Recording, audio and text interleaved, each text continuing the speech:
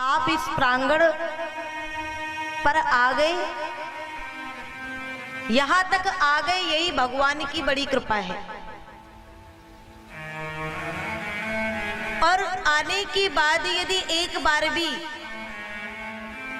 अपने उस श्रद्धा, उस भाव से गोविंद के श्री चरणों में आप विराजेंगे तो ये कथा अवश्य अवश्य अवश्य आपको भव पार ले जाएगी। और जैसा कि आपको पता है, आगे आज आप चर्चा सुनेंगे अभी परीक्षित जी के लिए कि 7 दिन शेष हैं और इस कथा के भी 7 दिनों में से एक दिन बीत गए। वैसे देखे जाए 2 दिन बीत गए। हमारे जीवन के एक एक क्षण, एक एक पल कम हो रहे, घट रहे हैं और हम सोचते हैं हम बढ़ रहे हैं। बस हम जीवों से यहीं पर गलती हो जाती है कि हम कहते हैं हम बढ़ रहे हैं, जबकि जीवन के दिन घट रहे हैं। लेकिन जीवन के दिन घटे, ये तो सृष्टि का नियम है, ये तो समय चलता रहेगा। परंतु जो भगवान का भक्त है, अगर उसके पास में मृत्यु आती भी है ना, तो वो भक्त कहता है मेरा वो परब्रह्म परमात्मा जिसका मैं सेवक हूं, जिसका कि मैं दास हूं, वो ईश्वर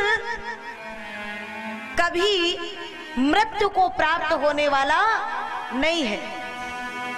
और जब वो ईश्वर मृत्यु को प्राप्त होने वाला नहीं है तो हम उसके भक्त हैं, हम उसके दास हैं। हम मृत्यु को कैसे प्राप्त हो जाएंगे सरकार? कबीरदास जी की पंक्ति बड़ी सुंदर है, राम मरे तो हम मरे, राम मरे तो हम मरे, नहीं तो मरे बलाएं। राम मरे तो हम मरे, नहीं तो मरे बलाएं। और उस अविनाशी की गोद में, उस अविनाशी की गोद में कोई मरे न मारा जाए। एक बार उस गोद को पालो और वहां जाने के बाद फिर ये पुनरपि जन्मम पुनरपि मरणम पुनरपि जननी जठरे शयनम, ये जो आवागमन का कुचक्र है ना, उस गोद में पहुंचने के बाद कहीं कोई जन्म नहीं है, कहीं कोई मृत्यु नहीं है। फिर तो ये अद्भुत आनंद है जो निरंतर चलता रहेगा। और जो भगवान का भक्त है, पितामह भीष्म, कल आपने अंतिम प्रसंग जो सुना कि पितामह भीष्म बाणों की सैया पर थे और सैया पर पड़े पड़े उनको पल पल श्री कृष्ण की अनुभूति हो रही है। परंतु हम मनुष्यों के जीवन में क्या है कि जब हम किसी कथा के प्रांगण में जाते हैं तो हमें कहीं कहीं कुछ कुछ कृष्ण की अनुभूति होती है। जब हम भगवान के मंदिर में जाते हैं, बहुत ध्यान से सुनिएगा, जब हम भगवान के मंदिर में जाते हैं तो हमें लगता है कि हम भगवान के पास आ गए। मतलब हमने भगवान के लिए स्थान तय कर रखे हैं, निश्चित कर रखे हैं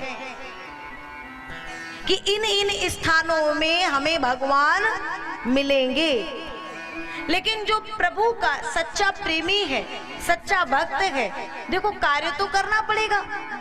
लेकिन हम चाहते हैं, एक बार एक आचार्य कथा कह रहे थे, उन्होंने कहा भगवान सबको भोजन देता है, वो ईश्वर रोटी सबको देता है, वो किसी को भूखा नहीं रखता है। अब महाराज जैसे ही एक भक्त निकला ना और उसने जो ही वहां ये बात सुनी तो उसको लगा वो भगवान सबको देता है। तो फिर हमें तो कुछ करने की आवश्यकता ही नहीं है। जब रोटी भगवान देंगे, भोजन प्रभु देंगे, तो मुझे कहीं जाने की आवश्यकता नहीं है। अब वो अपना काम धाम सब छोड़ के बैठ गया एक स्थान पे। किसी ने कहा तुम कुछ करते धरते नहीं हो, सब काम भी बंद कर दिए। बोले भगवान रोटी देता है। एक दिन एक संत वहां से निकले और उन्होंने जैसे ही इसकी बात देखी ना, तो उस संत ने इसको कहा कि मैं तुमको एक बढ़िया स्वर्ण की माला देना चाहता हूं, कल तुम मेरे आश्रम पर आ जाना, माला चाहिए तो। उस भक्त ने सुना, संत गए, पर अगली ही प्रातः वो भक्त दौड़ करके संत के आश्रम में पहुंच गया।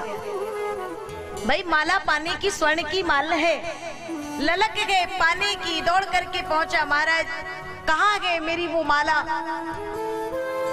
संत ने माला ली और उस व्यक्ति को दी और कहा मेरे लिए ये हीरा पन्ना मोती पुखराज कुछ नहीं है, किसी ने मुझे दिया, मैंने तुझे दे दिया। लेकिन एक बात बता, तू कहता है कि भगवान भोजन देते हैं, प्रभु रोटी देते हैं, लेकिन मैंने तुझे माला दी, मैंने बताया, तो तुझे अपने यहाँ से चल कर के मेरे आश्रम पर आना पड़ा कि नहीं? आना पड़ा ना। और तू ना आता तो ये स्वर्ण की माला तुझे मिलने वाली नहीं थी। यदि इसे पाने की चाह है तभी तू यहाँ तक चल करके आया है। वैसे ही वो ईश्वर भी तुम्हें भोजन रोटी ही नहीं, वो सब कुछ देने को तैयार है जो कि तुम चाहते हो, परंतु जरा इन कदमों को चलाना होगा। ये जो भगवान ने ये हाथ पैर दिए गए, थोड़ा इनको हिलाना डुलाना पड़ेगा, थोड़ा परिश्रम करना पड़ेगा, थोड़ी मेहनत करनी पड़ेगी, और तब कहीं जाकर के उस परमात्मा ने जो हमारे लिए रख रखा है वो हमें मिलेगा।